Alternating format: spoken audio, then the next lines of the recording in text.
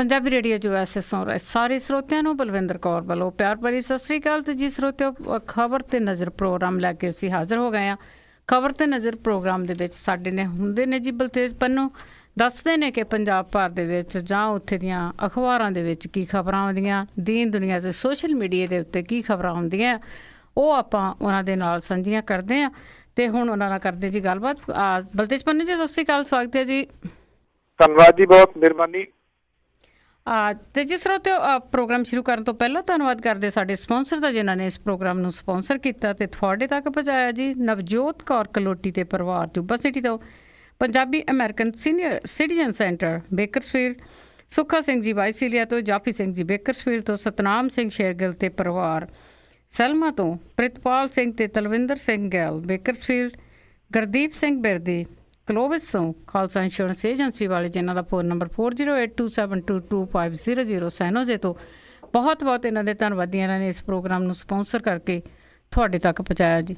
ਤੇ ਬਲਤੇਜ ਪੰਨੂ ਜੀ, ਸਭ ਤੋਂ ਪਹਿਲੀ ਖਬਰ ਆਪਾਂ ਕਰਦੇ ਸ਼ੁਰੂ। ਸੂਰਤ ਸਿੰਘ ਖਾਲਸਾ ਹੁਣਾਂ ਨੂੰ ਹੌਸਪੀਟਲ ਦੇ ਵਿੱਚ ਦਾਖਲ ਕਰਵਾ ਦਿੱਤਾ ਪੁਲਿਸ ਨੇ ਜਾ ਕੇ। ਇਹ ਕੱਲ ਗੱਲ ਸਾਂਝੀ ਮੈਂ ਕੀਤੀ ਸੀ ਜੀ। ਪੁਲਿਸ ਨੇ ਜਿਹੜਾ ਜੀ ਉਹ ਘੇਰਾ ਪਾਇਆ ਹੋਇਆ ਸੀ ਹਸਨਪੁਰ ਨੂੰ, ਔਰ ਮੈਂ ਕੱਲ ਵੀ ਕਿਹਾ ਸੀਗਾ ਕਿ ਐਨੀ ਟਾਈਮ ਜਿਹੜਾ ਜੀ ਉਹ ਚੁੱਕਿਆ ਜਾ ਸਕਦਾ। ਜਿਹੜੇ ਉਹਨਾਂ ਦੇ ਸਮਰਥਕ ਨੇ ਜੀ, ਪੁਲਿਸ ਨੇ ਪਹਿਲਾਂ ਉਹਨਾਂ ਨੂੰ ਹਿਰਾਸਤ ਦੇ ਵਿੱਚ ਜਿਹੜਾ ਜੀ ਉਹ ਲਿਆ। ਇਹਦੇ ਵਿੱਚ ਜਿਹੜੇ ਜੀ ਗੁਰਦੀਪ ਸਿੰਘ ਬਠਿੰਡਾ, ਮੋਹਕਮ ਸਿੰਘ ਜਿਹੜੇ ਉਹ ਸ਼ਾਮਲ ਨੇ, ਔਰ ਇਸ ਤੋਂ ਇਲਾਵਾ ਹਰਪਾਲ ਸਿੰਘ ਚੀਮਾ, ਕੁਲਬੀਰ ਸਿੰਘ ਬੜਾ ਪਿੰਡ ਤੇ ਵਸੰਤ ਸਿੰਘ ਜ਼ਫਰਵਾਲ ਵੀ ਜਿਹੜੇ ਗ੍ਰਿਫਤਾਰ ਹੋਣ ਵਾਲਿਆਂ ਦੇ ਵਿੱਚ ਸ਼ਾਮਲ ਨੇ। ਜਿਹੜੇ ਉੱਥੇ ਉਹਨਾਂ ਦੇ ਹਮਾਇਤੀ ਸੀ, ਉਹਨਾਂ ਨੇ ਇਹ ਵੀ ਦੋਸ਼ ਲਾਇਆ ਜੀ ਕਿ ਪੁਲਿਸ ਜਿਹੜੀ ਸੀਗੀ ਉਹਨੇ ਅੰਦਰ ਵੜ ਕੇ ਉਦੋਂ ਲਾਠੀਚਾਰਜ ਕੀਤਾ ਜਦੋਂ ਸੀਨੀਅਰ ਜਿਹੜੇ ਆਫੀਸਰ ਸਨ, ਜਿਹਦੇ ਵਿੱਚ ਡਿਪਟੀ ਕਮਿਸ਼ਨਰ ਲੁਧਿਆਣੇ ਦੇ ਰਜਤ ਅਗਰਵਾਲ, ਐਸਐਸਪੀ ਲੁਧਿਆਣਾ ਦਿਹਾਤੀ ਰਵਚਰਨ ਸਿੰਘ ਬਰਾੜ ਤੇ ਏਡੀਸੀਪੀ ਕੁਲਦੀਪ ਸਿੰਘ, ਔਰ ਉਹਨਾਂ ਨੇ ਕਿਹਾ ਕਿ ਜਦੋਂ ਇਹ ਅੰਦਰ ਉਹਨਾਂ ਦੇ ਨਾਲ ਗੱਲਬਾਤ ਕਰ ਰਹੇ ਸੀਗੇ ਤੇ ਪੁਲਿਸ ਨੇ ਪਿੱਛੋਂ ਜਿਹੜਾ ਸੀਗਾ ਉਹ ਲਾਠੀਚਾਰਜ ਕਰ ਦਿੱਤਾ, ਔਰ ਉਹਨਾਂ ਨੇ ਜਿਹੜੇ ਸੂਰਤ ਸਿੰਘ ਖਾਲਸਾ ਉਹਨਾਂ ਦੇ ਸਮਰਥਕ ਸੀ ਉਹਨਾਂ ਨੂੰ ਗ੍ਰਿਫਤਾਰ ਕਰਕੇ ਜਿਹੜਾ ਸੀਗਾ ਉਹ ਥਾਣੇ ਲੈ ਗਏ। ਉਸ ਤੋਂ ਬਾਅਦ ਜਿਹੜਾ ਸੀਗਾ ਜੀ ਐਂਬੂਲੈਂਸ ਪਹਿਲਾਂ ਉੱਥੇ ਖੜੀ ਸੀ, ਉਹਦੇ ਵਿੱਚ ਸੂਰਤ ਸਿੰਘ ਖਾਲਸਾ ਹੋਰਾਂ ਨੂੰ ਜਿਹੜਾ ਜੀ ਲਿਜਾ ਕੇ ਹੌਸਪੀਟਲ ਦੇ ਵਿੱਚ ਦਾਖਲ ਕਰਵਾ ਦਿੱਤਾ ਗਿਆ। ਹੌਸਪੀਟਲ ਦੇ ਨੇੜੇ ਤੇੜੇ ਉਹਨਾਂ ਦੇ ਕਿਸੇ ਸਮਰਥਕ ਨੂੰ ਨਹੀਂ ਆਉਣ ਦਿੱਤਾ ਜਾ ਰਿਹਾ, ਜਿੱਥੇ ਕਿ ਉਹਨਾਂ ਦਾ ਇਲਾਜ ਜਿਹੜਾ ਜੀ ਉਹ ਕਰਵਾਇਆ ਜਾ ਰਿਹਾ ਹੈ। ਪੰਜਾਬ ਦੇ ਵਿੱਚ ਫੜੋ ਫੜੀ ਜਿਹੜੀ ਪਿਛਲੇ 2 ਦਿਨਾਂ ਤੋਂ ਚੱਲ ਰਹੀ ਸੀਗੀ, ਇਹਦੇ ਵਿੱਚ ਵੀ ਦਰਜਨਾਂ ਗ੍ਰਿਫਤਾਰੀਆਂ ਜਿਹੜੀਆਂ ਜੀ ਉਹ ਹੋਈਆਂ ਨੇ, ਤਾਂ ਕਿ ਕਿਸੇ ਕਿਸਮ ਦੀ ਕੋਈ ਮਾੜੀ ਘਟਨਾ ਜਿਹੜੀ ਹੈ ਜੀ ਉਹ ਨਾ ਪੰਜਾਬ ਦੇ ਵਿੱਚ ਵਾਪਰੇ। ਅਜੇ ਤੱਕ ਕਿਸੇ ਜਗ੍ਹਾ ਤੋਂ ਕਿਸੇ ਕਿਸਮ ਦੇ ਵਿਰੋਧ ਦੀ ਜਿਹੜੀ ਹੈ ਜੀ ਉਹ ਖਬਰ ਨਹੀਂ ਆ ਰਹੀ। ਤੇ ਜੀ ਅੱਗੇ ਆਪਾਂ ਜੇ ਗੱਲ ਕਰੀਏ, ਪਾਰਲੀਮੈਂਟ ਦਾ ਸੈਸ਼ਨ ਆ, ਉਹ ਵੀ ਅੱਜ ਤੋਂ ਸ਼ੁਰੂ ਹੋ ਰਿਹਾ ਜੀ। ਬਿਲਕੁਲ, ਹੁਣ ਤੋਂ ਕੁਝ ਸਮੇਂ ਬਾਅਦ ਜਿਹੜਾ ਜੀ ਇਹ ਸੈਸ਼ਨ ਜਿਹੜਾ ਉਹ ਸਟਾਰਟ ਹੋ ਜਾਣਾ, ਔਰ ਜਿਹੜੀ ਸਰਬ ਪਾਰਟੀ ਮੀਟਿੰਗ ਸੀਗੀ ਉਹਦੇ ਵਿੱਚ ਗੱਲ ਕਿਸੇ ਤਣਪੱਤਨ ਜਿਹੜੀ ਉਹ ਲੱਗੀ ਨਹੀਂ। ਭਾਰਤੀ ਜਨਤਾ ਪਾਰਟੀ ਵਾਲੇ ਕਹਿੰਦੇ ਸੀਗੇ ਕਿ ਸੁਸ਼ਮਾ ਸਵਰਾਜ ਤੋਂ ਬਿਆਨ ਦਵਾ ਦਿਆਂਗੇ ਤੇ ਤੁਸੀਂ ਪਾਰਲੀਮੈਂਟ ਦਾ ਸੈਸ਼ਨ ਜਿਹੜਾ ਜੀ ਉਹ ਚੱਲਣ ਦਿਓ। ਕਾਂਗਰਸ ਵਾਲੇ ਕਹਿੰਦੇ ਜੀ ਪਹਿਲਾਂ ਅਸਤੀਫਾ ਦਵਾਓ, ਜਿਹੜਾ ਇੱਕ ਤਾਂ ਸ਼ਿਵਰਾਜ ਚੌਹਾਨ ਦਾ, ਦੂਸਰਾ ਜਿਹੜੀ ਸੁਸ਼ਮਾ ਸਵਰਾਜ ਹੋਰਾਂ ਦਾ, ਤੇ ਤੀਸਰਾ ਜਿਹੜਾ ਵਸੁੰਧਰਾ ਰਾਜੇ ਸਿੰਧੀਆ ਦਾ। ਭਾਰਤੀ ਜਨਤਾ ਪਾਰਟੀ ਵਾਲੇ ਕਹਿੰਦੇ ਇਹ ਤਾਂ ਸਿਆਸਤ ਹੈ, ਇਹ ਅਸਤੀਫੇ ਜਿਹੜੇ ਜੀ ਉਹ ਅਸੀਂ ਨਹੀਂ ਜਿਹੜੇ ਉਹ ਦਵਾਉਣੇ। ਖੱਬੇ ਪੱਖੀਆਂ ਨੇ ਵੀ ਜਿਹੜੇ ਆ ਜੀ ਸੁਸ਼ਮਾ ਸਵਰਾਜ, ਵਸੁੰਧਰਾ ਰਾਜੇ ਤੇ ਸ਼ਿਵਰਾਜ ਚੌਹਾਨ ਦੇ ਅਸਤੀਫੇ ਜਿਹੜੇ ਉਹ ਮੰਗੇ ਨੇ। ਗੱਲ ਕਿਸੇ ਤਣਪੱਤਨ ਜਿਹੜੀ ਉਹ ਲੱਗੀ ਨਹੀਂ। ਜਦੋਂ ਗੱਲ ਕਿਸੇ ਪਾਸੇ ਨਹੀਂ ਲੱਗੀ ਤਾਂ ਇਸ ਗੱਲ ਦੀ ਆਸ ਹੈ ਕਿ ਅੱਜ ਦਾ ਜਿਹੜਾ ਇਹ ਸੈਸ਼ਨ ਸ਼ੁਰੂ ਹੋਣ ਵਾਲਾ ਇਹ ਹੰਗਾਮਿਆਂ ਭਰਪੂਰ ਹੋਊਗਾ ਤੇ ਪਾਰਲੀਮੈਂਟ ਚੱਲਣ ਦੇ ਚਾਂਸਸ ਜਿਹੜੇ ਨੇ ਉਹ ਬਹੁਤ ਘੱਟ ਨੇ। ਭਾਰਤੀ ਜਨਤਾ ਪਾਰਟੀ ਦੇ ਵਾਸਤੇ ਥੋੜੀ ਜਿਹੀ ਇੰਨੀ ਰਾਹਤ ਵਾਲੀ ਖਬਰ ਜ਼ਰੂਰ ਹੈਗੀ ਹੈ ਕਿ ਸਮਾਜਵਾਦੀ ਪਾਰਟੀ ਵਾਲੇ ਜਿਹੜੇ ਨੇ ਉਹਨਾਂ ਨੇ ਜਿਹੜਾ ਜੀ ਕੁਝ ਸਮਟੱਕਾ ਜਿਹੜਾ ਜੀ ਉਹ ਬੀਜੇਪੀ ਦੇ ਨਾਲ ਕੀਤਾ ਕਿ ਉਹ ਚਲਾ ਸਕਦੇ ਨੇ ਜਿਹੜਾ ਇਹ ਸੈਸ਼ਨ ਨੂੰ, ਔਰ ਚਲਾਉਣ ਦੇ ਵਾਸਤੇ ਹਾਮੀ ਜਿਹੜੀ ਉਹਨਾਂ ਨੇ ਭਰੀ ਆ ਉਹ ਇਸ ਕਰਕੇ ਥੋੜੀ ਭਰੀ ਹੈ ਕਿ ਜਿਹੜਾ ਲੈਂਡ ਐਕੁਜੀਸ਼ਨ ਬਿੱਲ ਹੈ ਉਹਨੂੰ ਸੋਧੇ ਹੋਏ ਰੂਪ ਦੇ ਵਿੱਚ ਪਾਰਲੀਮੈਂਟ ਦੇ ਵਿੱਚ ਜਿਹੜਾ ਜੀ ਉਹ ਲਿਆ ਸਕਦੀ ਹੈ ਭਾਰਤੀ ਜਨਤਾ ਪਾਰਟੀ। ਸੋ ਦੇਖਦੇ ਹਾਂ ਜੀ ਕਿ ਕਿਹੜੀਆਂ ਨਵੀਆਂ ਜਿਹੜੀਆਂ ਦੀ ਜੁਗਾੜਬੰਦੀਆਂ ਹੁੰਦੀਆਂ ਨੇ, ਪਰ ਮੁੱਢਲੇ ਰੂਪ ਦੇ ਵਿੱਚ ਤਾਂ ਤਕਰੀਬਨ ਇਹ ਲੱਗ ਰਿਹਾ ਜੀ ਕਿ ਇਹ ਪਾਰਲੀਮੈਂਟ ਜਿਹੜਾ ਸੈਸ਼ਨ, ਇੱਕ ਤਾਂ ਗੱਲ ਇਹ ਚੱਲਣ ਦੇ ਬੜੇ ਘੱਟ ਨੇ, ਜੇ ਚੱਲਦਾ ਵੀ ਹੈ ਤੇ ਸਮੂਥ ਚੱਲਣ ਦੇ ਚਾਂਸਸ ਤਾਂ ਤਕਰੀਬਨ ਲੱਗਦੇ ਨੇ ਜੀ। ਜੀ ਬਿਲਕੁਲ, ਅਸਲ ਦੇ ਵਿੱਚ ਭਾਜਪਾ ਨੂੰ ਪਤਾ ਹੁਣ ਲੱਗੂਗਾ ਕਿ ਕਿਸ ਤਰ੍ਹਾਂ ਚੱਲਦੇ ਤੇ ਕਿਸ ਤਰ੍ਹਾਂ ਬੰਦ ਕੀਤੇ ਜਾਂਦੇ ਆ। ਅੱਗੇ ਗੱਲ ਕਰੀਏ ਕਿਸਾਨਾਂ ਦੀ, ਤੇ ਕਾਫੀ ਟਾਈਮ ਤੋਂ ਇਹ ਗੱਲਾਂ ਬਾਤਾਂ ਚੱਲ ਰਹੀਆਂ ਤੇ ਕਿਸਾਨਾਂ ਨੂੰ ਮੁਫਤ ਬਿਜਲੀ ਦੀ ਸਹੂਲਤ ਕਹਿੰਦੇ ਜਾਰੀ ਰਹੂਗੀ। ਜੀ ਐਕਚੁਅਲੀ ਇਹ ਜਿਹੜੀ ਇਹਦੀ ਬਿਜਲੀ ਕਨੈਕਸ਼ਨ ਜਾਰੀ ਕਰਨ ਤੇ ਮੋਟਰਾਂ ਦਾ ਲੋਡ ਵਧਾਉਣ ਦੇ ਉੱਤੇ ਲੱਗੀ ਪਾਬੰਦੀ ਜਿਹੜੀ ਇਹਦੀ ਹਾਲ ਦੀ ਘੜੀ ਹਟਾਈ ਗਈ ਹੈ। ਪੰਜਾਬ ਦੇ ਵਿੱਚ ਕਿਸਾਨਾਂ ਦੇ ਵਾਸਤੇ ਮੁਫਤ ਬਿਜਲੀ ਦੀ ਸਹੂਲਤ ਜਿਹੜੀ ਆ ਉਹ ਵੀ ਜਾਰੀ ਰੱਖਣ ਦੀ ਗੱਲ ਜਿਹੜੀ ਆਖੀ ਗਈ ਹੈ ਜੀ। ਸਰਕਾਰ ਜਿਹੜੀ ਉਹ ਕਹਿੰਦੀ ਹੈ ਕਿ ਫਸਲੀ ਵੰਨ ਸੁਵੰਨਤਾ ਪ੍ਰੋਗਰਾਮ ਤਹਿਤ ਸਫੈਦਾ ਲਾਉਣ ਦੀ ਮਨਜ਼ੂਰੀ ਵੀ ਮਿਲ ਗਈ ਹੈ। ਹਾਲਾਂਕਿ ਸਫੈਦਾ ਇਹਦੇ ਬਾਰੇ ਕਿਹਾ ਜਾਂਦਾ ਜੀ ਕਿ ਉਹ ਪਾਣੀ ਬਹੁਤ ਖਿੱਚਦਾ ਜੀ, ਉਹਨੇ ਸੱਤਿਆਨਾਸ਼ ਪਾਣੀ ਦਾ ਜਿਹੜਾ ਜੀ ਕੀਤਾ। ਪਹਿਲਾਂ ਬਿਜਲੀ ਕਨੈਕਸ਼ਨਾਂ ਵਾਲੇ ਟਿਊਬਵੈੱਲਾਂ ਦੇ ਰਾਹੀਂ ਜਨਰੇਟਰ ਚਲਾਉਣ ਦੇ ਉੱਤੇ ਰੋਕ ਲਾਈ ਗਈ ਹੈ। ਔਰ ਜਿਹੜਾ ਰਾਸ਼ਟਰੀ ਗ੍ਰੀਨ ਟ੍ਰਿਬਿਊਨਲ ਆ ਉਹਨੇ ਹੁਸ਼ਿਆਰਪੁਰ ਦੇ ਵਿੱਚ ਰਾਤ ਗੈਰ ਸਰਕਾਰੀ ਜਥੇਬੰਦੀ ਜਿਹੜੀ ਸਫਲ ਭਾਰਤ ਗੁਰੂ ਪਰੰਪਰਾ ਦੇ ਵੱਲੋਂ ਦਾਇਰ ਪਟੀਸ਼ਨ ਦੇ ਉੱਤੇ ਸੁਣਵਾਈ ਤੋਂ ਬਾਅਦ ਇਹ ਹੁਕਮ ਜਿਹੜੇ ਉਹ ਜਾਰੀ ਕੀਤੇ ਨੇ। ਟ੍ਰਿਬਿਊਨਲ ਦੇ ਜਿਹੜੇ ਮੈਂਬਰ ਨੇ ਉਹਨਾਂ ਨੇ ਦੱਖਣੀ ਜ਼ੋਨ ਦੇ ਚੇਨਈ ਦਫ਼ਤਰ ਤੋਂ ਵੀਡੀਓ ਕਾਨਫਰੰਸਿੰਗ ਦੇ ਰਾਹੀਂ ਇਹ ਫੈਸਲਾ ਜਿਹੜਾ ਇਹ ਸੁਣਾਇਆ ਜੀ ਕਿ ਮੁਫਤ ਬਿਜਲੀ ਸਹੂਲਤ ਬੰਦ ਕਰਨ ਦੀ ਮੰਗ ਨੂੰ ਨੀਤੀਗਤ ਮਾਮਲਾ ਹੋਣ ਦੀ ਦਲੀਲ ਦੇ ਕੇ ਰੱਦ ਜਿਹੜਾ ਜੀ ਉਹ ਕੀਤਾ। ਫੈਸਲੇ ਦੇ ਅਨੁਸਾਰ ਪੰਜਾਬ ਸਰਕਾਰ ਜਿਹੜੀ ਹੈ ਜੀ ਉਹਦੇ ਕੋਲੇ ਪੈਂਡਿੰਗ ਪਏ ਜਿਹੜੇ 1,25,000 ਬਿਜਲੀ ਕਨੈਕਸ਼ਨ ਨੇ ਉਹ ਜਾਰੀ ਕਰ ਸਕੂਗੀ। ਸਰਕਾਰ ਨੂੰ 1 ਮਹੀਨੇ ਦੇ ਅੰਦਰ ਬਿਜਲੀ ਦੀ ਵਰਤੋਂ ਤੇ ਘੰਟਿਆਂ ਸੰਬੰਧੀ ਜਿਹੜਾ ਜੀ ਉਹ ਡਿਟੇਲ ਦੇ ਵਿੱਚ ਜਾਣਕਾਰੀ ਜਿਹੜੀ ਹੈ ਜੀ ਇਹਨੂੰ ਦੇਣੀ ਪਊਗੀ ਜੀ। ਸੋ ਇਹ ਥੋੜੀ ਰਾਹਤ ਵਾਲੀ ਗੱਲ ਹੈ ਕਿਸਾਨਾਂ ਦੇ ਵਾਸਤੇ ਜੀ, ਤੇ ਨਿਰਸੰਦੇਹ ਸਰਕਾਰ ਦੇ ਵਾਸਤੇ ਵੀ ਰਾਹਤ ਵਾਲੀ ਗੱਲ ਹੈ ਜੀ। ਤੇ ਅੱਗੇ ਜੇ ਚੱਲੀਏ, ਕਈ ਵਾਰੀ ਇਹ ਸੁਣਿਆ ਕਿ ਗਰੀਬਾਂ ਲਈ ਮਕਾਨ ਬਣ ਜਾਂਦੇ ਆ ਤਾਂ ਸਾਡੇ ਜਿਹੜੇ ਲੀਡਰ ਆ ਜਾਂ ਉਹਨਾਂ ਦੇ ਰਿਸ਼ਤੇਦਾਰ ਆ ਆਪਣੇ ਨਾਂ ਦੇ ਉੱਤੇ ਉਹ ਮਕਾਨ ਲੈ ਲੈਂਦੇ ਆ। ਇਹੋ ਜਿਹੇ ਕਿੱਸੇ ਕਾਫੀ ਸਾਹਮਣੇ ਆਏ ਆ। ਤੇ ਹੁਣ ਜਿਹੜੇ ਕਹਿੰਦੇ ਕਾਗਜ਼ੀ ਟਰੈਕਟਰਾਂ ਦੇ ਕਿੱਸੇ ਬਹੁਤ ਸਾਹਮਣੇ ਆਏ ਕਿ ਗਰੀਬਾਂ ਦੇ ਨਾਂ ਦੇ ਉੱਤੇ ਇਹੋ ਜਿਹੇ ਜਿਹੜੇ ਆ ਗਰੋਹ ਆ ਉਹ ਬੜੇ ਸਰਗਰਮ ਆ।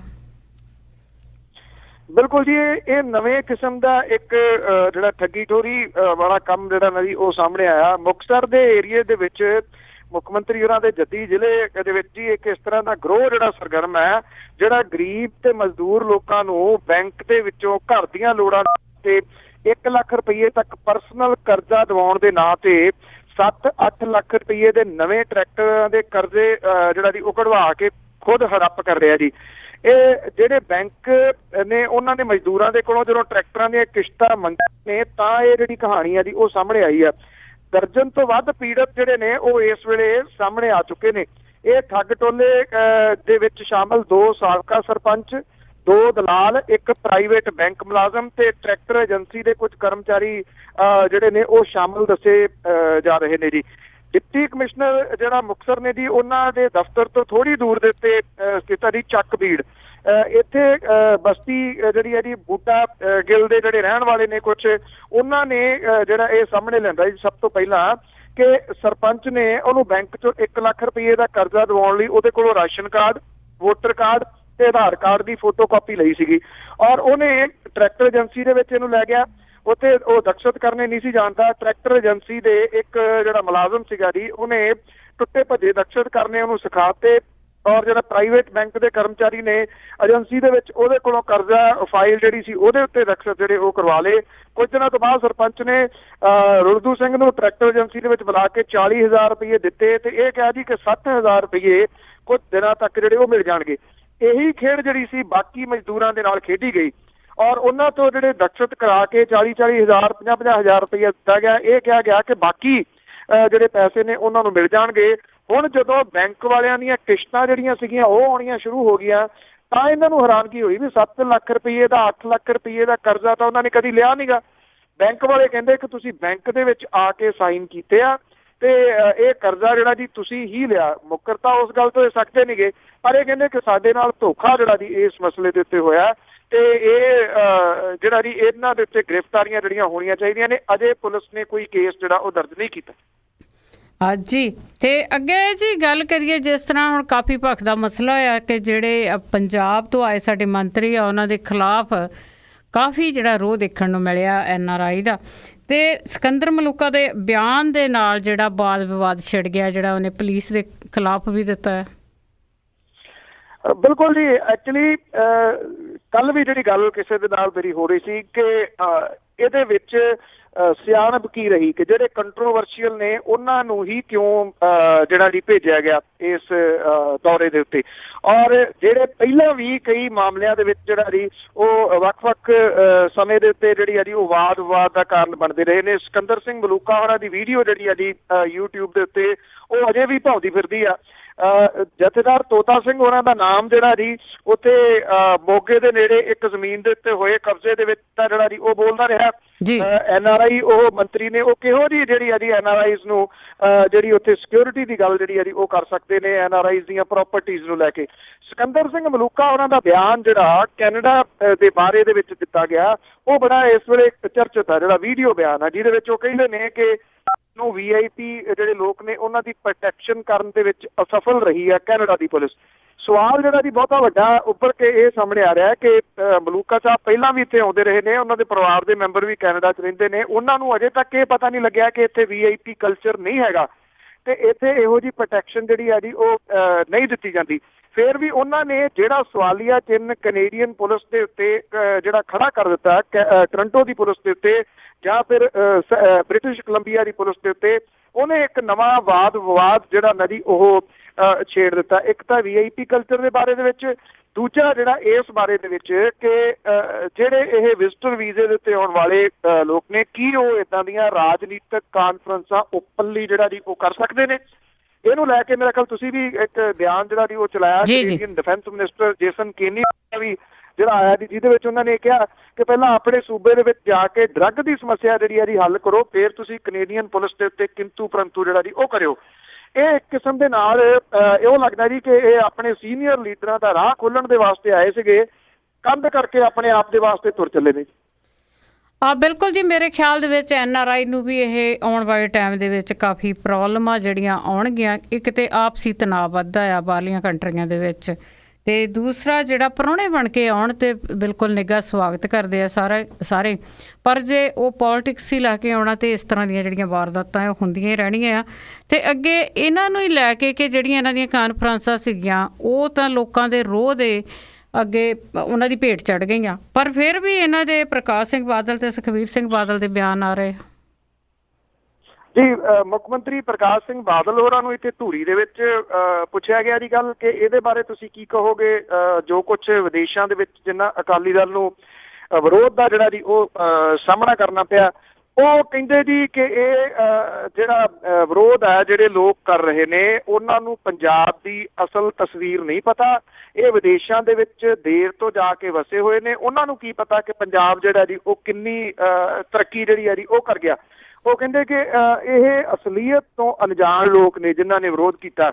ਤੇ ਡਿਪਟੀ ਮੁੱਖ ਮੰਤਰੀ ਸੁਖਬੀਰ ਸਿੰਘ ਬਾਦਲ ਹੋਰਾਂ ਨੂੰ ਬਠਿੰਡੇ ਦੇ ਵਿੱਚ ਜਦੋਂ ਇਹਦੇ ਸੰਬੰਧੀ ਕੱਲ੍ਹ ਪੁੱਛਿਆ ਗਿਆ ਤੇ ਉਹਨਾਂ ਦਾ ਇੱਕ ਜਿਹੜਾ ਅੰਦਾਜ਼ ਹੈ ਉਹ ਜਾਣਿਆ ਪਛਾਣਿਆ ਬੜਾ ਨੋਨ, ਉਹਦੇ ਵਿੱਚ ਉਹਨਾਂ ਨੇ ਕਿਹਾ ਜੀ ਕਿ ਅਕਾਲੀ ਦਲ ਦੀਆਂ ਕਾਨਫਰੰਸਾਂ ਨੂੰ ਬਹੁਤ ਵੱਡੀ ਸਫਲਤਾ ਜਿਹੜੀ ਹੈ ਜੀ ਵਿਦੇਸ਼ਾਂ ਦੇ ਵਿੱਚ ਮਿਲੀ ਆ। ਇਹ ਤਾਂ ਕੋਈ 15-20 ਬੰਦੇ ਸੀਗੇ ਜਿਹੜੇ ਖਾਲਿਸਤਾਨੀ ਨੇ, ਉਹਨਾਂ ਨੇ ਇਹ ਵਿਰੋਧਤਾ ਜਿਹੜੀ ਕੀਤੀ ਆ। ਉਹ ਕਹਿੰਦੇ ਜਿਵੇਂ ਇੱਥੇ ਪੰਜਾਬ ਦੇ ਵਿੱਚ ਜਿਹੜਾ ਨਾਂ ਲੈ ਕੇ ਉਹਨਾਂ ਨੇ ਵੀਡੀਓ ਦੇ ਵਿੱਚ ਹੈ ਇਹ, ਜਿਵੇਂ ਉਹਨਾਂ ਨੇ ਨਾਂ ਲੈ ਕੇ ਗੱਲ ਕੀਤੀ ਆ ਕਿ ਜਿਵੇਂ ਪੰਜਾਬ ਦੇ ਵਿੱਚ ਸਿਮਰਜੀਤ ਸਿੰਘ ਮਾਨ ਹੋਰਾਂ ਨੂੰ ਕੋਈ ਨਹੀਂ ਪੁੱਛਦਾ, ਇਵੇਂ ਇਹਨਾਂ ਲੋਕਾਂ ਨੂੰ ਵਿਦੇਸ਼ਾਂ ਦੇ ਵਿੱਚ ਕੋਈ ਨਹੀਂ ਪੁੱਛਦਾ। ਇਹ ਤਾਂ ਉਹੀ ਵਿਰੋਧ ਕਰੀ ਜਾਂਦੇ ਨੇ ਜਦੋਂ ਕਿ ਕਾਨਫਰੰਸਾਂ ਦੇ ਵਿੱਚ ਬਹੁਤ ਵੱਡੀ ਗਿਣਤੀ ਦੇ ਵਿੱਚ ਲੋਕ ਜਿਹੜੇ ਉਹ ਸ਼ਾਮਲ ਹੋਏ ਨੇ। ਲੱਗਦਾ ਜੀ ਕਿ ਉਹਨਾਂ ਨੂੰ ਵੀਡੀਓਜ਼ ਜਿਹੜੀਆਂ ਵਿਰੋਧ ਕਰਨ ਵਾਲਿਆਂ ਦੀਆਂ ਵਿਖਾ ਦਿੱਤੀਆਂ ਗਈਆਂ ਜੀ ਵੀ ਆਹ ਦੇਖੋ ਇਹ ਅਕਾਲੀ ਦਲ ਦੀ ਕਾਨਫਰੰਸ ਦੇ ਵਿੱਚ ਆਏ ਨੇ, ਤਾਂ ਕਰਕੇ ਉਹ ਬੜੇ ਹੌਸਲੇ ਦੇ ਵਿੱਚ ਇਹ ਬਿਆਨ ਦੇ ਰਹੇ ਨੇ। ਕਈ ਵਾਰ ਇਹੀ ਹੁੰਦਾ ਹੈ ਜੀ, ਬੰਦਾ ਦੂਸਰਾ ਪਾਸਾ ਦੇਖਦਾ ਰਹਿੰਦਾ, ਆਪਣਾ ਨਹੀਂ ਦੇਖਦਾ। ਪਰ ਇਹਨਾਂ ਦੇ ਆਪਣੇ ਚੈਨਲ ਦੇ ਉੱਤੇ ਅੰਦਰ ਦਾ ਹਾਲ ਵੀ ਦਿਖਾਇਆ ਗਿਆ ਹੈ ਕਿ ਕਿੰਨੇ ਕੁ ਲੋਕਾਂ ਦੀ ਗਿਣਤੀ ਸੀ। ਠਾਠਾਂ ਮਾਰਦਾ ਜਿਹੜਾ ਉੱਥੇ ਇਕੱਠ ਸੀਗਾ ਉਹ ਮੇਰੇ ਖਿਆਲ ਦੇ ਵਿੱਚ ਉਹਨੇ ਨਹੀਂ ਦੇਖਿਆ। ਤੇ ਅੱਗੇ ਜੀ ਗੱਲ ਕਰਦੇ ਆ ਮਲੇਰਕੋਟਲਾ ਦੇ ਵਿੱਚ ਜਿਹੜੀ ਆ ਪੁਲਿਸ ਦੀਆਂ ਧਾੜਾਂ ਦਿਖਾਈ ਦਿੰਦੀਆਂ ਆ, ਉੱਥੇ ਕੀ ਗੱਲ ਹੈ ਕਿ ਉੱਥੇ ਕਾਫੀ ਤਣਾਅ ਆ? ਅਸਲ ਦੇ ਵਿੱਚ ਜੀ ਇੱਥੇ ਕੁਝ ਦਿਨ ਪਹਿਲਾਂ ਨਿੱਜੀ ਰੰਜਿਸ਼ ਜਿਹੜੀ ਸੀ ਉਹਨੂੰ ਚੱਲਦਿਆਂ ਇਹ ਪੱਕਾ ਦਰਵਾਜ਼ਾ ਜਮਾਲਪੁਰਾ ਉਹਦੇ ਵਿੱਚ ਗੋਲੀ ਚੱਲੀ ਸੀਗੀ। ਇਹਦੇ ਵਿੱਚ ਇੱਕ ਵਿਅਕਤੀ 28 ਸਾਲਾਂ ਦਾ ਮੁਹੰਮਦ ਤਨਵੀਰ ਜਿਹੜਾ ਜ਼ਖਮੀ ਹੋ ਗਿਆ ਸੀਗਾ ਔਰ ਇਹਨੂੰ ਇੱਥੇ ਪਟਿਆਲੇ ਦੇ ਰਜਿੰਦਰਾ ਹਸਪੀਟਲ ਦੇ ਵਿੱਚ ਦਾਖਲ ਕਰਵਾਇਆ ਗਿਆ ਸੀ। ਇੱਥੇ ਇਹਦੀ ਜਿਹੜੀ ਜੀ ਮੌਤ ਹੋ ਗਈ ਗੋਲੀ ਦੀ ਵਜ੍ਹਾ ਕਰਕੇ। ਜਦੋਂ ਇਹਦੀ ਮੌਤ ਦੀ ਖਬਰ ਉੱਥੇ ਪਹੁੰਚੀ ਹੈ ਜੀ ਮਲੇਰਕੋਟਲਾ ਦੇ ਵਿੱਚ, ਉੱਥੇ ਕੁਝ ਲੋਕਾਂ ਨੇ ਨੌਜਵਾਨਾਂ ਨੇ ਜਿਹੜਾ ਇਕੱਠੇ ਹੋ ਕੇ ਪਹਿਲਾਂ ਇੱਕ ਖੋਖੇ ਨੂੰ ਅੱਗ ਲਾਈ। ਇੱਥੋਂ ਜਿਹੜੀ ਇਹ ਅੱਗ ਸੀ ਉਹ ਵੱਧਦੀ ਗਈ ਔਰ 2 ਫਿਰਕਿਆਂ ਦੇ ਵਿਚਾਲੇ ਜਿਹੜਾ ਸੀਗਾ ਉਹ ਤਣਾਅ ਹੋ ਗਿਆ। ਇੱਟਾਂ ਵੱਟੇ ਪੱਥਰ ਜਿਹੜੇ ਸੀਗੇ ਉਹ ਵੀ ਲਿਆਂਦੇ ਗਏ, ਪੁਲਿਸ ਦੇ ਉੱਤੇ ਵੀ ਇੱਟਾਂ ਵੱਟੇ ਜਿਹੜੇ ਸੀਗੇ ਉਹ ਚਲਾਏ ਗਏ। ਇਹ ਕਿਸੇ ਕਿਸਮ ਦਾ ਜਿਹੜਾ ਜੀ ਧਰਮ ਦੇ ਨਾਲ ਜੁੜਿਆ ਹੋਇਆ ਕੁਝ ਵੀ ਮਾਮਲਾ ਨਹੀਂ ਹੈ, ਨਿੱਜੀ ਰੰਜਿਸ਼ ਸੀਗੀ, ਪਰ ਇਹਨੂੰ ਜਿਹੜਾ ਯਤਨ ਕੀਤਾ ਗਿਆ ਇਹਨੂੰ ਧਾਰਮਿਕ ਮਸਲਾ ਜਿਹੜਾ ਜੀ ਉਹ ਦੇਣ ਦਾ, ਕਿ ਇੱਕ ਫਿਰਕੇ ਦੇ ਵਿਅਕਤੀ ਦੀ ਮੌਤ ਹੋਈ ਹੈ ਤੇ ਦੂਜੇ ਫਿਰਕੇ ਵਾਲੇ ਨੇ ਜਿਹੜੇ ਆ ਜੀ ਉਹ ਗੋਲੀ ਮਾਰੀ ਆ, ਜਦੋਂ ਕਿ ਗੋਲੀ ਮਾਰਨ ਦਾ ਜਿਹੜਾ ਰੀਜ਼ਨ ਸੀਗਾ ਉਹ ਇਹਨਾਂ ਦੀ ਆਪਸੀ ਦੁਸ਼ਮਣੀ ਜਿਹੜੀ ਆ ਜੀ ਉਹ ਦੇਰ ਤੋਂ ਚੱਲਦੀ ਆ। ਇਹਦੇ ਵਿੱਚ ਧਾਰਮਿਕ ਰੰਗਤ ਵਾਲੀ ਕੋਈ ਗੱਲ ਨਹੀਂ ਸੀਗੀ, ਪਰ ਭੜਕਾਉਣ ਦੀ ਖਾਤਰ ਜਿਹੜਾ ਜੀ ਕੀਤਾ ਗਿਆ। ਇਸ ਵੇਲੇ ਬੇਹੱਦ ਤਣਾਅ ਦੇ ਵਿੱਚ ਹੈ ਜੀ ਹਾਲਾਤ, ਜਿਹੜੇ ਮਲੇਰਕੋਟਲਾ ਦੇ ਥਾਂ ਦੇ ਉੱਤੇ ਪੁਲਿਸ ਜਿਹੜੀ ਆ ਜੀ ਉਹ ਤਾਇਨਾਤ ਕੀਤੀ ਹੋਈ ਹੈ ਤਾਂ ਕਿ ਇਹ ਜਿਹੜੀ ਅੱਗ ਹੈ ਉਹ ਅੱਗੇ ਨਾ ਵਧੇ। ਹਾਲਾਂਕਿ ਇਹ ਜਿਹੜਾ ਵਿਅਕਤੀ ਜਿਹਦੀ ਡੈਥ ਹੋਈ ਆ ਉਹਨੂੰ ਬਾਅਦ ਦੇ ਵਿੱਚ ਉਹਦੇ ਜਿਹੜੇ ਘਰ ਦੇ ਸੀਗੇ ਉਹਨਾਂ ਨੂੰ ਉਹਦੀ ਡੈੱਡ ਬੋਡੀ ਜਿਹੜੀ ਸੌਂਪ ਦਿੱਤੀ ਗਈ ਆ, ਜਿਨ੍ਹਾਂ ਨੇ ਅੰਤਮ ਰਸਮਾਂ ਜਿਹੜੀਆਂ ਸੀਗੀਆਂ ਇਹਦੀਆਂ ਨਿਭਾ ਦਿੱਤੀਆਂ ਨੇ। ਪਰ ਫਿਰ ਵੀ ਅਜੇ ਜਿਹੜਾ ਜੀ ਤਣਾਅ ਵਾਲਾ ਮਾਹੌਲ ਜਿਹੜਾ ਬਣਿਆ ਹੋਇਆ ਮਲੇਰਕੋਟਲੇ ਦੇ ਵਿੱਚ, ਮੁਸਲਿਮ ਭਾਈਚਾਰਾ ਜਿਹੜਾ ਜੀ ਬਹੁ ਗਿਣਤੀ ਦੇ ਵਿੱਚ ਹੈ ਤੇ ਇੱਥੇ ਇਸ ਤਰ੍ਹਾਂ ਦੀਆਂ ਜਿਹੜੀਆਂ ਘਟਨਾਵਾਂ ਨੇ ਅਕਸਰ ਉਹਨਾਂ ਨੂੰ ਧਾਰਮਿਕ ਰੰਗਤ ਜਿਹੜੀ ਹੈ ਜੀ ਉਹ ਦੇਣ ਦੀ ਕੋਸ਼ਿਸ਼ ਕੀਤੀ ਜਾਂਦੀ ਹੈ। ਇਹਦੇ ਵਿੱਚ ਧਾਰਮਿਕ ਰੰਗਤ ਵਾਲੀ ਗੱਲ ਹੈ ਕੋਈ ਨਹੀਂ ਸੀਗੀ। ਜੀ ਜੀ ਜੀ ਬਿਲਕੁਲ, ਅਸੀਂ ਉਹ ਵੈਸੇ ਆਲੇ ਦੁਆਲੇ ਕਰ ਲਈਦੇ। ਜੇ ਗਰਮੀ ਦੀ ਗੱਲ ਕਰਦੇ ਹਾਂ ਜੀ, ਅਸੀਂ ਜਿਸ ਤਰ੍ਹਾਂ ਪੰਜਾਬ ਦੇ ਵਿੱਚ, ਭਾਰਤ ਭਰ ਦੇ ਵਿੱਚ ਸਾਰੇ ਦੇ ਵਿੱਚ ਗਰਮੀ ਜ਼ਿਆਦਾ ਪਈ ਹੈ, ਇਸੇ ਤਰ੍ਹਾਂ ਪੋਲੀਟਿਕਸ ਵੀ ਗਰਮ ਹੋਈ ਆ। ਜੇ ਦਿੱਲੀ ਸਰਕਾਰ ਦੀ ਗੱਲ ਕਰੀਏ, ਦਿੱਲੀ ਸਰਕਾਰ ਤੇ ਕੇਂਦਰ ਦੇ ਵਿੱਚ ਫਿਰ ਗਰਮੀ ਐਕਚੁਅਲੀ ਦੀ ਕੱਲ ਜਿਹੜੇ ਦਿੱਲੀ ਪੁਲਿਸ ਦੇ ਮੁਖੀ ਨੇ ਬਸੀ, ਉਹ ਮਿਲਣ ਦੇ ਵਾਸਤੇ ਗਏ ਸਨ ਜੀ ਅਰਵਿੰਦ ਕੇਜਰੀਵਾਲ ਨੂੰ। ਪ੍ਰੋਟੋਕਾਲ ਦੇ ਮੁਤਾਬਕ ਉਹਨਾਂ ਨੇ ਸੱਦਿਆ ਸੀਗਾ। ਪਿਛਲੇ ਦਿਨਾਂ ਦੇ ਵਿੱਚ ਇੱਕ ਜਿਹੜੀ ਲੜਕੀ ਦੀ ਮੌਤ ਹੋ ਗਈ ਸੀਗੀ, ਉਹਦੇ ਵਾਸਤੇ BS ਬਸੀ ਜਿਹੜੇ ਗਏ ਸਨ। ਇਹ 19 ਸਾਲ ਦੀ ਕੁੜੀ ਦੀ ਕਤਲ ਕਰ ਦਿੱਤਾ ਗਿਆ ਸੀਗਾ ਜੀ। ਔਰ ਦਿੱਲੀ ਦੇ ਮੁੱਖ ਮੰਤਰੀ ਨੇ ਪੁੱਛਿਆ ਸੀਗਾ ਜੀ ਕਿ ਇਹ ਕਿਉਂ ਵਿਅਕਤੀ ਜਿਹੜੇ ਛੱਡੇ ਗਏ ਸੀ ਜਿਨ੍ਹਾਂ ਦੇ ਉੱਤੇ ਛੇੜਛਾੜ ਦਾ ਦੋਸ਼ ਇਸ ਲੜਕੀ ਨੇ ਲਾਇਆ ਸੀਗਾ। ਉਹਨਾਂ ਦਾ ਇਹ ਕਹਿਣਾ ਸੀਗਾ ਕਿ ਉਹਨਾਂ ਨੂੰ ਛੱਡਣਾ ਇਸ ਲੜਕੀ ਦੀ ਮੌਤ ਦਾ ਕਾਰਨ ਬਣਿਆ। ਬਸੀ ਉਹਨਾਂ ਨੇ ਅਗਲੀ ਜਿਹੜੀ ਗੱਲ ਉੱਥੇ ਸੁਣਾਤੀ ਮੁੱਖ ਮੰਤਰੀ ਨੂੰ ਕਿ ਤੁਸੀਂ ਉਹਦੇ ਘਰ ਜਾ ਕੇ ਮੁਆਵਜ਼ਾ ਦੇ ਆਇਓ। 500 ਬੰਦਿਆਂ ਦੀ ਲਿਸਟ ਮੇਰੇ ਕੋਲੇ ਹੈਗੀ ਆ, ਮੁਆਵਜ਼ਾ ਉਹਨਾਂ ਨੂੰ ਵੀ ਦੇ ਦਿਓ। ਅਰਵਿੰਦ ਕੇਜਰੀਵਾਲ ਉਹਨਾਂ ਨੇ ਕਿਹਾ ਕਿ ਇਹ ਜਿਹੜੀ ਲਿਸਟ ਹੈ ਤੁਸੀਂ ਆਪਣੇ ਬੌਸ ਪ੍ਰਧਾਨ ਮੰਤਰੀ ਨਰਿੰਦਰ ਮੋਦੀ ਹੋਰਾਂ ਨੂੰ ਦਿਓ, ਉਹ ਮੁਆਵਜ਼ਾ ਦੇਣਗੇ। ਤੇ ਬਸੀ ਹੋਰਾਂ ਨੇ ਇਹਦੇ ਉੱਤੇ ਜਿਹੜਾ ਜੀ ਇਹ ਕਿਹਾ ਕਿ ਉਹਨਾਂ ਕੋਲੇ ਇੰਨਾ ਟਾਈਮ ਨਹੀਂ ਹੈਗਾ ਇਹੋ ਜਿਹੀਆਂ ਲਿਸਟਾਂ ਜਿਹੜੀਆਂ ਨੇ ਉਹ ਪੜ੍ਹਨ। ਇਹਨੂੰ ਲੈ ਕੇ ਜਿਹੜਾ ਇਹ ਸਮਝਿਆ ਜਾ ਰਿਹਾ ਸੀਗਾ ਕਿ BS ਬਸੀ ਤੇ ਅਰਵਿੰਦ ਕੇਜਰੀਵਾਲ ਹੋਰਾਂ ਦੇ ਵਿਚਾਲੇ ਜਿਹੜੇ ਇਹਦੀ ਇਸ ਮੁਲਾਕਾਤ ਤੋਂ ਬਾਅਦ ਕੁਝ ਚੰਗਾ ਮਾਹੌਲ ਜਿਹੜਾ ਬਣ ਸਕਦਾ, ਉਹ ਚੰਗਾ ਮਾਹੌਲ ਨਹੀਂ ਬਣਿਆ। ਉਲਟਾ ਜਿਹੜਾ ਜੀ ਦੋਵਾਂ ਦੇ ਵਿਚਾਲੇ ਜਿਹੜੀ ਕਸ਼ੀਦਗੀ ਆ ਉਹ ਹੋਰ ਜ਼ਿਆਦਾ ਵੱਧ ਗਈ ਹੈ ਤੇ ਆਪਾ ਵਿਰੋਧੀ ਜਿਹੜੇ ਬਿਆਨ ਨੇ ਉਹ ਦੋਨਾਂ ਸਾਈਡਾਂ ਦੇ ਉੱਤੇ ਜਿਹੜੇ ਹੋਰ ਜ਼ਿਆਦਾ ਆਉਣੇ ਸ਼ੁਰੂ ਹੋ ਗਏ ਨੇ। ਅਰਵਿੰਦ ਕੇਜਰੀਵਾਲ ਹੋਰਾਂ ਨੇ ਇੱਥੋਂ ਤੱਕ ਕਹਿਤਾ ਕਿ ਇੱਕ ਦਿਨ ਦੇ ਵਾਸਤੇ ਜਿਹੜੀ ਪੁਲਿਸ ਹੈ ਜੀ ਮੇਰੇ ਹਵਾਲੇ ਕਰ ਦਿਓ ਤੇ ਉਸ ਤੋਂ ਬਾਅਦ ਦਿੱਲੀ ਦਾ ਮਾਹੌਲ ਜੇ ਇੱਕ ਦਿਨ ਦੇ ਵਿੱਚ ਮੈਂ ਨਾ ਠੀਕ ਕਰਾਂ ਤਾਂ ਤੁਸੀਂ ਮੈਨੂੰ ਜਿਹੜਾ ਜੀ ਉਹ ਕਹਿਣਾ। ਦੂਜੇ ਪਾਸੇ ਗ੍ਰਹਿ ਮੰਤਰਾਲਾ ਕਹਿੰਦਾ ਜੀ ਕਿ ਰਹਿਣ ਦਿਓ, ਇਹ ਸਾਡੇ ਅੰਡਰ ਹੈ, ਸਾਡੇ ਅੰਡਰ ਹੀ ਰਹੂਗੀ। ਅੱਜ ਹੀ ਬਿਲਕੁਲ ਉੱਥੋਂ ਨਹੀਂ ਕੁਛ ਕਰਨਾ ਵੀ ਨਹੀਂਗਾ ਤੇ ਆਪਣਾ ਉਹ ਵੀ ਨਹੀਂ ਛੱਡਣਾ ਹੈਗਾ। ਤੇ ਬਾਕੀ ਆਪਾਂ ਜਦੋਂ ਸਰਕਾਰਾਂ ਜਿਹੜੇ ਕਮਾਈ ਦੇ ਸਾਧਨ ਬਣਾਉਂਦੀਆਂ ਆ, ਉਹ ਕਦੀ ਠੇਕੇ ਹੋ ਗਏ, ਕਦੀ ਕੁਛ ਹੋ ਗਿਆ, ਕਦੀ ਰੇਤਾ ਵੇਚ ਲਈਆਂ, ਇਹੋ ਜਿਹੇ ਜਿਹੜੇ ਠੇਕਾ ਹੁੰਦੀਆਂ ਇਹ ਗੱਲਾਂ। ਤੇ ਪਰ ਹੁਣ ਕਹਿੰਦੇ ਜਿਹੜਾ ਕਮਾਈ ਦਾ ਵੱਡਾ ਸਾਧਨ ਹੈ ਉਹ ਜੇਲ੍ਹ ਦੇ ਅੰਦਰ ਕੰਟੀਨਾਂ ਹੋਣਗੀਆਂ ਜੀ। ਇਹ 26 ਜੇਲ੍ਹਾਂ ਦੇ ਵਾਸਤੇ ਜਿਹੜੀਆਂ ਕੰਟੀਨਾਂ ਚੱਲ ਰਹੀਆਂ ਨੇ ਜੀ, ਉਹਨਾਂ ਦੀ ਕਮਾਈ ਦੇ ਪੱਖੋਂ ਦੇਖਿਆ ਜਾਵੇ ਤਾਂ ਇਸ ਵੇਲੇ ਇਹ ਕਾਫੀ ਜਿਹੜੀ ਹੈ ਜੀ ਉਹ ਕਮਾਈ ਕਰ ਰਹੀਆਂ ਨੇ। ਇਹ ਕੰਟੀਨਾਂ ਹਰ ਰੋਜ਼ 1 ਲੱਖ ਰੁਪਏ ਦਾ ਮੁਨਾਫਾ ਜਿਹੜਾ ਜੀ ਉਹ ਦੇ ਰਹੀਆਂ ਨੇ। ਔਰ ਇਹ ਮੁਨਾਫਾ ਜਿਹੜਾ ਜੀ ਇਹ ਕਿਹਾ ਜਾ ਰਿਹਾ ਕਿ ਕੈਦੀਆਂ ਦੀ ਭਲਾਈ ਦੇ ਵਾਸਤੇ ਜਿਹੜਾ ਉਹ ਵਰਤਿਆ ਜਾ ਰਿਹਾ ਹੈ। 17 ਜੇਲ੍ਹਾਂ ਦੇ ਵਿੱਚ ਪਰਸ ਸਿਸਟਮ ਲਾਗੂ ਕੀਤਾ ਹੈ। ਇਹਦੇ ਨਾਲ ਪੈਸੇ ਦਾ ਨਗਦ ਲੈਣ ਦੇਣ ਜਾਂ ਕੂਪਨ ਸਿਸਟਮ ਤਾਂ ਬੰਦ ਹੋ ਗਿਆ। ਜੇਲ੍ਹਾਂ ਦੇ ਬਾਹਰੋਂ ਅੰਦਰ ਆਉਂਦੇ ਗੈਰ ਕਾਨੂੰਨੀ ਜਿਹੜਾ ਸਮਾਨ ਹੈ, ਨਸ਼ਿਆਂ ਦੀ ਤਸਕਰੀ ਨੂੰ ਰੋਕਣ ਦੇ ਵਾਸਤੇ ਜੀ 12 ਤੋਂ ਜੇਲ੍ਹ ਵਿਭਾਗ ਦੇ ਦੁਆਰਾ ਜਿਹੜਾ ਬਾਹਰਲਾ ਸਮਾਨ ਸੀਗਾ ਉਹਦੇ ਉੱਤੇ ਮੁਕੰਮਲ ਪਾਬੰਦੀ ਜਿਹੜੀ ਹੈ ਜੀ ਉਹ ਲਾਈ ਗਈ ਆ।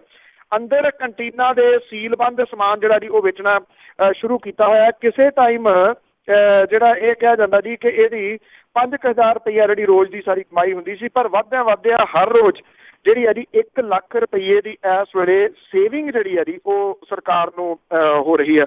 ਔਰ ਸਰਕਾਰ ਕਹਿੰਦੀ ਹੈ ਕਿ ਇਹ ਜਿਹੜਾ ਪੈਸਾ ਹੈ ਜੇਲ੍ਹਾਂ ਦੀ ਕਮਾਈ ਵਾਲਾ, ਜਿਹਦੇ ਵਿੱਚ ਬਹੁਤਾ ਜਿਹੜਾ ਸਮਾਨ ਉਹ ਆ ਜਿਹੜੇ ਕੈਦੀ ਬਣਾਉਂਦੇ ਨੇ, ਉਹਨੂੰ ਅਸੀਂ ਆਪਣੇ ਵਾਸਤੇ ਨਹੀਂ ਰੱਖਦੇ ਕਿਉਂਕਿ ਖਜ਼ਾਨਾ ਪਹਿਲਾਂ ਹੀ ਨੱਕੋ ਨੱਕ ਭਰਿਆ ਹੋਇਆ, ਤੇ ਇਸ ਕਰਕੇ ਉਹ ਜੇਲ੍ਹ ਦੇ ਵਿੱਚ ਜਿਹੜੇ ਕੈਦੀ ਨੇ ਉਹਨਾਂ ਦੀ ਭਲਾਈ ਦੇ ਵਾਸਤੇ ਜਿਹੜਾ ਜੀ ਉਹ ਖਰਚਿਆ ਜਾ ਰਿਹਾ ਜੀ ਇਹ ਸਾਰੇ ਪੈਸੇ। ਤੇ ਅਖੀਰ ਦੇ ਵਿੱਚ ਜੀ ਅਜ਼ਨਾਮਾ ਕਿ ਤੁਰ ਕੇ ਗਏ ਸਨ ਵਿਦੇਸ਼ਾਂ ਦਾ ਲਾਉਣ ਗੇੜਾ, ਬਾਹਲੀ ਹਾਲਤ ਨਾ ਠੀਕ ਅਕਾਲੀਆਂ ਦੀ। ਤੁਰ ਕੇ ਗਏ ਸਨ ਵਿਦੇਸ਼ਾਂ ਦਾ ਲਾਉਣ ਗੇੜਾ, ਬਾਹਲੀ ਹਾਲਤ ਨਾ ਠੀਕ ਅਕਾਲੀਆਂ ਦੀ। ਜਿਹੜੇ ਸੱਜਣ ਸੀ ਕਦੀ ਕੋਈ ਕੌੜ ਖਾਧੀ, ਕਰਦਾ ਮਿਲਿਆ ਉਡੀਕ ਅਕਾਲੀਆਂ ਦੀ। ਜਲਸਾ ਇਹਨਾਂ ਦਾ ਬੋਲ ਗਏ ਹੋਰ ਸੱਜਣ, ਰੱਖੀ ਰਹਿ ਗਈ ਤਰੀਕ ਅਕਾਲੀਆਂ ਦੀ। ਗਏ ਸੀ ਜਿਹੜੀ ਮੁਹਿੰਮ ਚਲਾਵਣੇ ਲਈ, ਉਹ ਹੁਣ ਰਹੀ ਹੈ ਵੀਕ ਅਕਾਲੀਆਂ ਦੀ। ਲੋਕਾਂ ਨਾਲ ਤਾਂ ਲੜਨ ਦੀ ਲੋੜ ਹੈ ਨਹੀਂ, ਸੋਟਾ ਪੀੜੀ ਦੇ ਹੇਠ ਬਈ ਮਾਰਨਾ ਪਊ। ਲੋਕਾਂ ਨਾਲ ਤਾਂ ਲੜਨ ਦੀ ਲੋੜ ਹੈ ਨਹੀਂ, ਸੋਟਾ ਪੀੜੀ ਦੇ ਹੇਠ ਬਈ ਮਾਰਨਾ ਪਊ। ਨੀਵੀਂ ਪਾਉਣ ਬਗੈਰ ਨਹੀਂ ਰਾਹ ਕੋਈ ਭਾਊ, ਵੀਰ ਹੁਣ ਆ ਕੇ ਸਾਰਨਾ ਪਊ। ਜੀ ਜੀ ਤੇ ਇਸੇ ਤਰ੍ਹਾਂ ਜੀ ਸਾਡਾ ਅੱਜ ਦਾ ਪ੍ਰੋਗਰਾਮ ਹੈ ਇੱਥੇ ਹੀ ਸਮਾਪਤ ਹੁੰਦਾ ਹੈ। ਬਲਤੇਜ ਪੰਨੂ ਜੀ ਬਹੁਤ ਬਹੁਤ ਧੰਨਵਾਦ। ਬੜੀ ਮਿਹਰਬਾਨੀ ਜੀ, ਥੈਂਕ ਯੂ ਵੈਰੀ ਮਚ। ਸਤਿ ਸ਼੍ਰੀ ਅਕਾਲ ਜੀ। ਸਤਿ ਸ਼੍ਰੀ ਅਕਾਲ ਜੀ। ਸਰੋਤੇ ਹੁਣ ਮੈਂ ਵੀ ਤੁਹਾਡੇ ਤੋਂ ਇਜਾਜ਼ਤ ਲੈਂਦੀ ਹਾਂ। ਸਾਡਾ ਅੱਜ ਦਾ ਪ੍ਰੋਗਰਾਮ ਇੱਥੇ ਹੀ ਸਮਾਪਤ ਹੁੰਦਾ ਹੈ ਅਤੇ ਅਗਲਾ ਬੁਲਟਨ ਲੈ ਕੇ ਅਸੀਂ ਫਿਰ ਕੱਲ੍ਹ ਨੂੰ ਹਾਜ਼ਰ ਹੋਵਾਂਗੇ। ਹੁਣ ਮੇਰੇ ਵੱਲੋਂ ਸਾਰੇ ਸਰੋਤਿਆਂ ਨੂੰ ਪਿਆਰ ਭਰੀ ਸਤਿ ਸ਼੍ਰੀ ਅਕਾਲ। You're tuned in to 1450 KOBO Yuba City, Punjabi Radio, USA.